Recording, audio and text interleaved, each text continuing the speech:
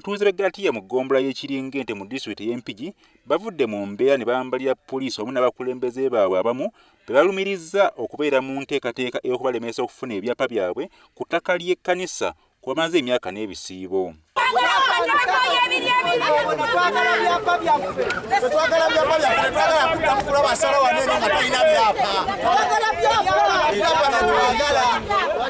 Kigambibwa nti abatuuze bano bakkiriziganya n'obulabirizi bw'ennamirembe okwegula ku ttaka lino eriwezaako obwaguga bwa yiika 750 ng'olwaleero omukwanaganya w'ensonga zino Grace Kansiime bw'abadde alina okwakwasa ebyapa byabwe mu butongole kyokka enteekateeka n'eremesebwa. Twagala byapa tukoye okutulinyirira Grace kwagala okujja Galatiya mutuuze w'e Galatiya Chachi ne polisi Chachi wa Uganda ne polisi bataje mu mbere tukulembere wano paka kayihula jatu polisi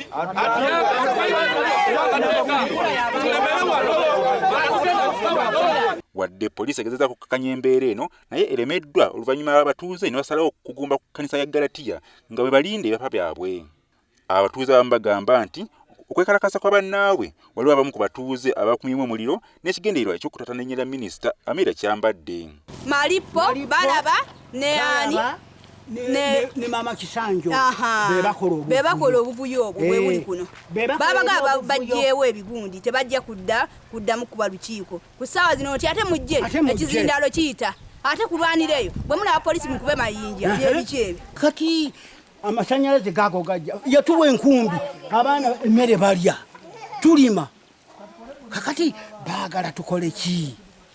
WBS egezezaako okwogera ne minisita Amelia Kyambadde ku nsonga eno wabula ne kitasoboka kyokka nga omuyambi bwe yategeezezza nti ensonga z'abatuuze okufuna ebyapa byabwe mu ngeri ennungamu zikolwako. Alozia Sengendo ku WBS TV Empigi.